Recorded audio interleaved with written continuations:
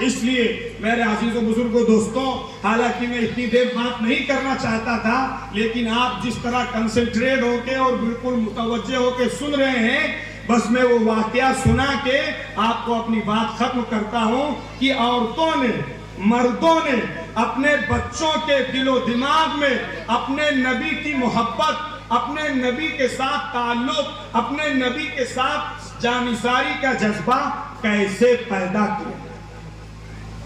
دو صحابی چھوٹے چھوٹے نو عمر ایک غزوے کے اندر تشریف لے گئے۔ غزوے کے اندر جب گئے تو جو صحابی تھے انہوں نے دیکھا کہ صاحب میرے بغل میں ایک چھوٹا بچہ ہے، معوذ ابن عفرا، تو دیکھا کہا ارے اگر کوئی ہٹا کٹا مضبوط توانا آدمی ہوتا تو غزوے کے موقع پر میرا ساتھ دیتا، میرے ساتھ آگے قدم بڑھاتا۔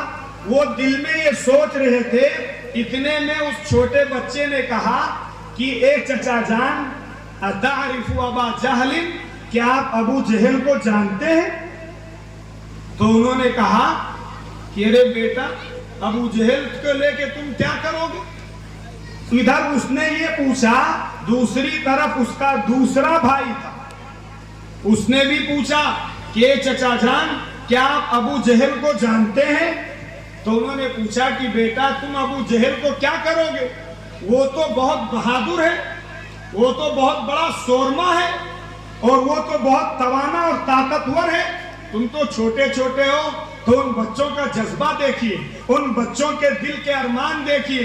آج ہمارے بچوں کے دل کے ارمان کیا ہے؟ اس لیے کہ ہمارے گارجین نے، ہماری ماں نے، ہمارے ایلڈرز نے ان بچوں کے اندر وہ جذبات، وہ ایموشنز، وہ کوالٹیز کریٹ نہیں کی۔ کیا فرمایا؟ کہنے لگا ایک بچہ کہ اے چچا جان، میں نے سنا ہے کہ وہ ابو جہل ہمارے آقا تاجدار بطحا احمد مجتبی محمد الرسول اللہ صلی اللہ علیہ وسلم کو گالی دیتا ہے، آپ کی شان میں گستاخی کرتا ہے، آپ کو برا بھلا کہتا ہے۔ اے چچا جان، آج میں اپنے اللہ سے عہد و پیمان کر کے آیا ہوں کہ یا تو میں جاؤں گا واپس یا اسے جانے دوں گا جو نبی کی شان میں گستاخی کرے، جو نبی کی ذات اور نبی کے ناموس کے اوپر کوئی انگشت اور کوئی انگلی اٹھائے۔ فرمایا کہ یہ چچا جان، آپ صرف مجھے بتائیے، اس بدبخت کی نشاندہی کیجئے جو میرے آقا کو گالی دیتا ہے، میرے آقا کو برا بھلا کہتا ہے، میرے آقا کی شان میں گستاخی کرتا ہے۔ آج میں جاؤں گا یا وہ جائے گا۔ اتنے میں وہ نکلتا ہے اور وہ صحابی کہتے ہیں، میں نے کہا یہ ہے تمہارا شکار، یہ ہے وہ ملعون، یہ ہے وہ بدبخت، یہ ہے وہ کمینہ جو تیرے نبی کی شان میں گستاخی کرتا ہے۔ وہ چھوٹے چھوٹے بچے اٹھے اور آگے بڑھے، اور آگے بڑھنے کے بعد اس کا کام تمام کر دیا۔ کیا ہمارے بچوں میں اپنے نبی کے ساتھ کوئی محبت، کوئی جذبہ، کوئی تعلق، کوئی عقیدت ہے؟ صرف اس کی ایک مثال میں دیتا ہوں آپ کو۔ ہمارے اور آپ کے سامنے کوئی ہمارے اور آپ کے ابا کو گالی دے، کیا کریں گے آپ؟ یہ پردھان صاحب کیا کریں گے؟ بیٹھے رہیں گے؟ آپ کے خون میں گرمی پیدا ہو جائے، آپ کی آنکھیں گردش کرنے لگیں گی، آپ کے روئے کھڑے ہو جائیں گے کہ یہ ہمارے باپ کو گالی دیتا ہے، ہماری ماں کو گالی دیتا ہے۔ آپ برداشت نہیں کر سکتے ہیں، لیکن نبی کے طریقے کے ساتھ کھلواڑ کیا جائے، نبی کے طریقے کو دفن کیا جائے، نبی کی سنتوں کو پامال کیا جائے، نبی کی سنتوں کا مذاق اڑایا جائے، نبی کی تعلیمات کے ساتھ کھلواڑ کیا جائے، کیا ہمارے چہرے کے ایکسپریشن کچھ ظاہر ہوتے ہیں؟ کیا ہمارے چہرے پہ کوئی غصہ آتا ہے؟ کیا ہمارے بدن کے اندر کوئی تھرتھراہٹ آتی ہے؟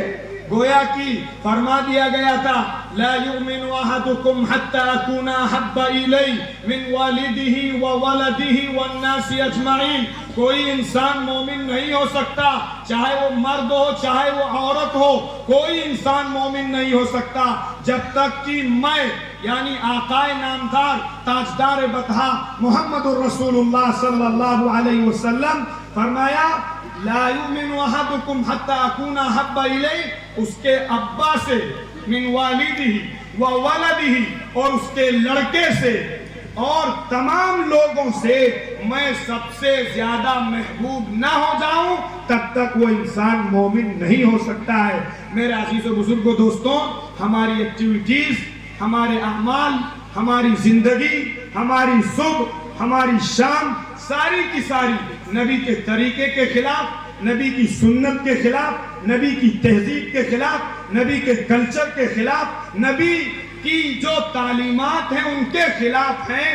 اور ہم اور آپ یہ سمجھتے ہیں کہ جب 12 ربیع الاول آئے گا تو کچھ کمکما اور غبارہ لگائیں گے اور ایک شامیانہ تانیں گے اور 2-4 مولوی صاحب کو بلائیں گے، 2-4 شعراء کو بلائیں گے، شعراء اپنے قصیدے گائیں گے اور نبی کی گلیوں میں ٹہلائیں گے اور نبی کی شان میں صاحب بتائیں گے کہ ہم یہ کر دیں گے وہ کر دیں گے اور تقریر کی جائے گی. اس کے بعد جب صبح ہوگی ہماری زندگی پوری اسی کی اسی طرح، نہ کوئی جذبات میں تبدیلی، نہ کوئی ایموشنز میں چینجز، نہ کوئی زندگی میں تبدیلی، نہ صاحب کسی قسم کا کوئی تبدیلی نہیں.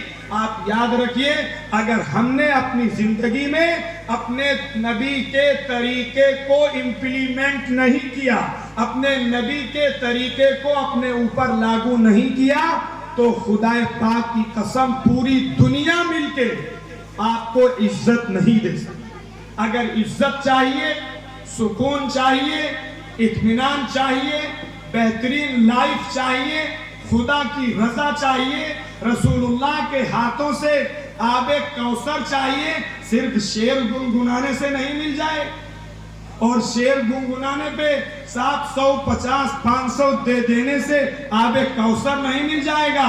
نبی نے فرمایا تھا کل کو کچھ لوگ آئیں گے اور نبی ان کو اپنے ہاتھ سے جام پلانے کے لیے بڑھیں گے، فرشتے کہیں گے اے اللہ کے رسول آپ ان کو مت پلائیے، یہی لوگ ہیں جنہوں نے آپ کے بعد نئی نئی چیزوں کو ایجاد کیا تھا، آپ کے طریقے کو پس پشت ڈال دیا تھا، آپ کے طریقے کا مذاق اڑایا تھا، آپ کی سنتوں کو دفن کیا تھا.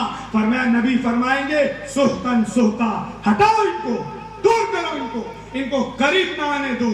اگر اس وقت ہم دھتکار دیے گئے، ہم پھٹکار دیے گئے، ہم بھگا دیے گئے، آپ یاد رکھیے اللہ تعالیٰ کی طرف سے بھی کوئی نصرت نہ وہاں ہوگی نہ یہاں ہوگی. اس لیے میرے عزیز و بزرگوں دوستوں ہم سب نیتیں کریں کہ انشاءاللہ اپنے بچوں کو صحیح تعلیم دلوائیں گے. دوسری چیز اپنے بچوں کی صحیح تربیت کریں گے، ان کو وقت دیں گے. گورو ہرہا کی طرح 24 گھنٹہ صرف کاروبار اور پیسے کے چکر میں رہ کر آپ سکون نہیں پا سکتے ہیں. آپ کے بچے نیک ہوں گے، آپ کے بچے کوالیفائیڈ ہوں گے، آپ کے بچے ایجوکیٹڈ ہوں گے، آپ کے بچے کلچرڈ ہوں گے، آپ کے بچے سیویلائزڈ ہوں گے. تھوڑے پیسے میں اللہ آپ کو عزت دے دے گا اور آپ کے بچے آوارہ ہو گئے، آپ کے بچے غلط راستے پہ چلے گئے، آپ کے بچے جواری ہو گئے، آپ کے بچے شرابی ہو گئے، آپ کے بچے گناہوں کے اڈوں پہ چلے گئے، پھر صاحب پیسے کی کھرہی کے بعد بھی آپ خون کے آنسو اپنی اس دنیا میں بھی روئیں گے، مرنے کے بعد بھی رونا پڑے گا. اس لیے اپنے بچوں کو صحیح تعلیم و تربیت دیں گے انشاءاللہ. چوتھی چیز اپنی زندگی میں نبی کے طریقے میں عزت سمجھیں گے، غیروں کے طریقوں پہ تھوک دیں گے اور یہ سمجھیں گے کہ ہمارا تھوک جو ہے وہ اس سے بیٹر اور بہتر ہے کہ ہم اس کے اوپر تھوکیں، ہمارا تھوک کی ویلو زیادہ ہے. لیکن افسوس کہ اگر غیروں کی طرف سے، مغربی تہذیب کی طرف سے کوئی قے آ جائے، قے، تو اس کو بھی چاٹنے کے لیے ہمارا نوجوان تیار ہیں. جیسا کہ میں نے ایک مثال دی اس سے آپ کے سمجھ میں آ گیا ہوگا.